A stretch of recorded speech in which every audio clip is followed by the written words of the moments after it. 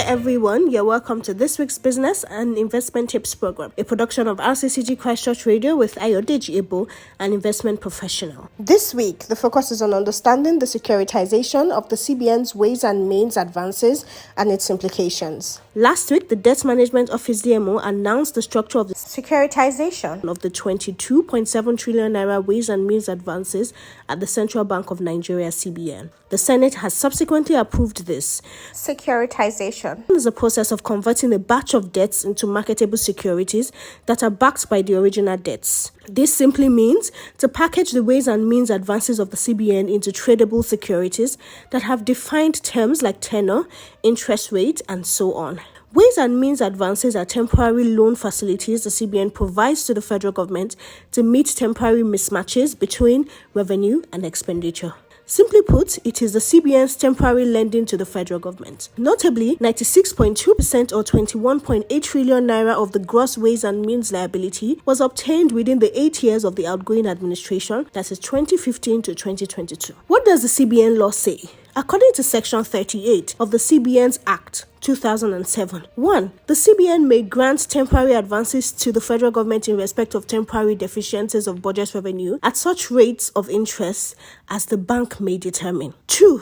The total amount of such outstanding advances shall not exceed 5% of the previous year's actual revenue of the federal government. 3. The federal government is expected to pay back latest by the end of the financial year, and if unpaid, the bank shall not grant further advances in subsequent years. 4. It also stated that no repayment should take the form of promissory notes or securitization by the way of issuance of treasury bills, bonds, and other forms of security which is required to be underwritten by the bank. It is evident that the federal government and the CBN have breached all the conditions that apply to the ways and means advances. Approved conditions for the ways and means advances. 1.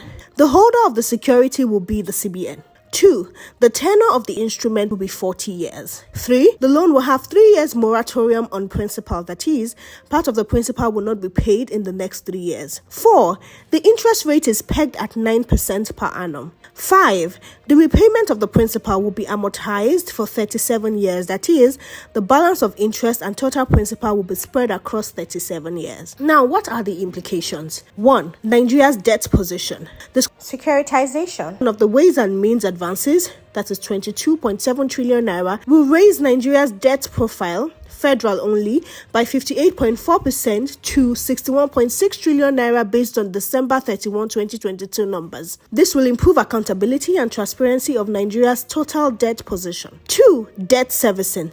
The total interest paid, which is 1.2 trillion naira in 2022 for the ways and means advances in 2022, translates to an interest rate of 5.3% per annum.